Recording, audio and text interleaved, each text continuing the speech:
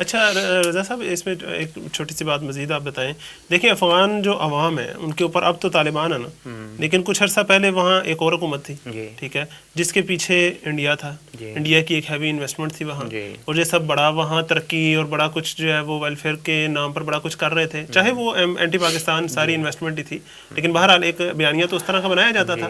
اب اس موقع پر جب وہاں پوری طرح ایک انسانی المیہ جو ہے وہ سر پر کھڑا نہیں ہے بلکہ آ پڑا ہے اب، تو اس صورتحال میں جب یہ پاکستان اور جو پرو طالبان طاقتیں ہیں وہ اس طرح کٹھی ہو رہی ہیں، تو وہ جو پرو کرزئی طاقتیں آپ کہہ لیں یا جو پاسٹ جو گورنمنٹ کے جو سارے لابیز ہیں، وہ ان ساروں نے بھی اگر آپ دیکھیں تو انڈیا میں 19 دسمبر کو یہ کانفرنس بھی بلائی اور وسطی ایشیا کے ممالک بھی بلائے، اور انہوں نے پاکستان میں جو کچھ OIC نے کیا اس پر انہیں بڑا اضطراب اور بے چینی بھی ہے.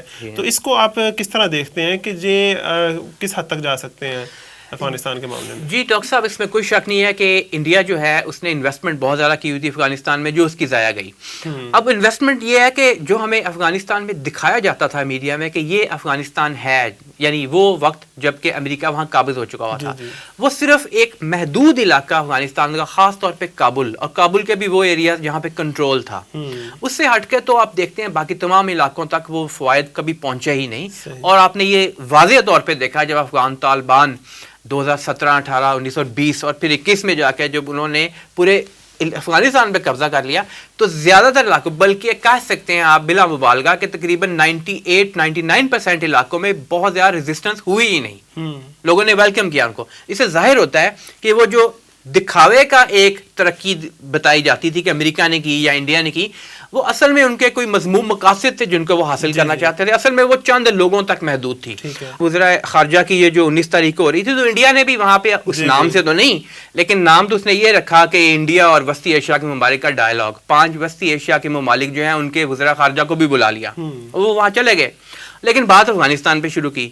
اسی دوران حامد کرزئی نے ایک بیان دے دیا کہ یہ جو پاکستان کے وزیر اعظم یا پاکستان جو ہے یہ جو بار بار بات کرتا ہے کہ افغانستان کی مدد کرنی چاہیے، تو یہ مداخلت ہے، اس کو یہ نہیں کرنی چاہیے. یعنی ان کو کوئی غرض نہیں ہے اس چیز کے افغان عوام کس حالت میں ہے، ان کے ساتھ المیہ کیا ہے، کیا نہیں ہے. پیسے لے کے باہر چلے جائیں. اب دیکھیں کہ یہ جتنے ممالک موجود تھے مبصرین کے صورت میں بھی اور انٹرنیشنلی بھی ہم نے دیکھا، یہ جو اسلامی ترقیاتی بینک کے حوالے سے ٹرسٹ فنڈ کی بات آ رہی ہے اور جتنے بھی پیسوں کے معاملات کی بات آ رہی ہے، سارے یہ کہہ رہے ہیں کہ پیسے جو ہیں افغان طالبان کو نہیں دیے جائیں گے. پیسے دیے جائیں گے ان نمائندوں کو جو کہ بین الاقوامی اداروں کے وہاں موجود ہوں گے، وہ آگے استعمال کریں گے. تو مطلب وہ افغان طالبان یا افغان طالبان کی اسلامی حکومت کے حق میں نہیں ہے. یہ بات ہمیں سمجھ لینی چاہیے اچھی طرح سے. ٹھیک ہے، ان افغان عوام کے لیے شاید ان کے دل میں کچھ ہمدردی ہو، اور اس وقت جو ہے وہ اس کو سامنے رکھتے ہوئے ہم دیکھتے ہیں کہ جو دوسرا بلاک ہے انڈیا، اور پھر انڈیا کے ساتھ جو افغان کی پہلے سے کٹ پتلی حکومت موجود تھی، جو کہ صرف اپنے ذاتی مفادات کے لیے ان کو حکمرانی بھی دی گئی تھی اور انہوں نے وہاں پہ حکمرانی سے فائدے بھی اٹھائے، ان کو اس چیز سے بھی غرض نہیں کہ افغان عوام کے ساتھ کیا ہوتا ہے. تو بہرحال یہ ایک ایسی چیز تھی جس کے لیے انڈیا کسی حد تک بھی جا سکتا ہے. 2 چیزیں جو ہیں وہ بہت زیادہ کیئرفل ہونا پڑے گا، بہت احتیاط برتنی پڑے گی افغان طالبان کو انڈیا کی حوالے سے خاص طور پہ. اس میں ایک تو یہ ہے کہ اپنے ہم خیال لوگوں کے ذریعے وہاں پہ کیوس اور انارکی پیدا کروانا، یہ انڈیا کر سکتا ہے ڈپلومیٹیکلی بھی اور طریقوں سے بھی. اور دوسرا، انڈیا دہشت گردی کو استعمال کرتا ہے. تو ان دونوں طریقوں کو افغان طالبان کو دیکھنا پڑے گا اور بہت کلیئر کٹ رہنا پڑے گا کہ انڈیا یہ کام کر سکتا ہے وہاں پہ. صحیح.